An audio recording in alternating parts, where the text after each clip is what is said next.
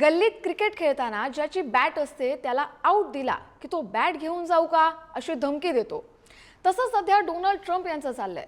भारत अमेरिकेचं जरा ऐकत नाही म्हटलं की ट्रम्प त्यांना झटका आलाय आणि त्यांनी भारतावर 50% टॅरिफ लावलंय। त्यामुळे अमेरिकेचंही मोठं नुकसान होतंय आणि भारताच्या निर्यातीला देखील मोठा फटका बसलाय। कसा ते सांगणारा हा विशेष रिपोर्ट पहा। ट्रम्प तात्यांना आला झटका।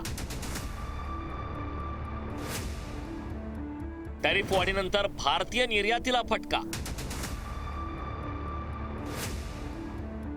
अमेरिकन कंपन्यांनी रोखल्या ऑर्डर्स। आले ट्रम्प तात्यांच्या मना तिथं कुणाचं चालेना। भारत सध्या ट्रम्प तात्यांच्या डोक्यात गेलाय। मेक अमेरिका ग्रेट अगेनचं खूळ डोक्यात घेऊन त्यांनी भारतावर तब्बल 50% टॅरिफ लावलाय। अमेरिकेच्या या मनमानी उद्योगाला याची सर्वाधिक झळ बसली। अनेक अमेरिकन कंपन्यांनी भारतातील त्यांच्या ऑर्डर्स थांबवल्यात। प्युमा, ॲडिडास, नायकी आणि गॅप यासारख्या मोठ्या कंपन्यांनी पुढील सूचना मिळेपर्यंत टेक्सटाईल शिपमेंट थांबवण्याची विनंती केली। त्यामुळे कापड उद्योगाच्या उत्पन्नाला कशी कातर लागली ते पाहू। 2024 मध्ये अमेरिकेच्या एकूण तयार कपड्यांच्या आयातीत भारताचा वाटा हा सुमारे 6% होता। भारताच्या एकूण तयार कपड्यांच्या निर्यातीतून भारताला अंदाजे 4.8 अब्ज डॉलर्सचं उत्पन्न मिळत होतं।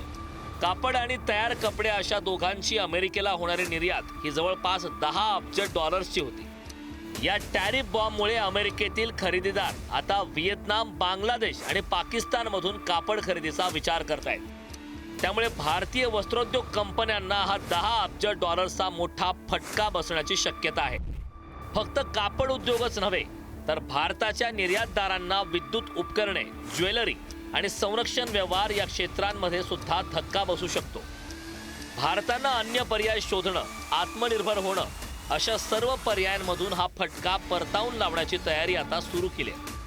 पण तरीही अमेरिका ही मोठी बाजारपेठ असल्यानं काही प्रमाणात शॉक तर लागणारच।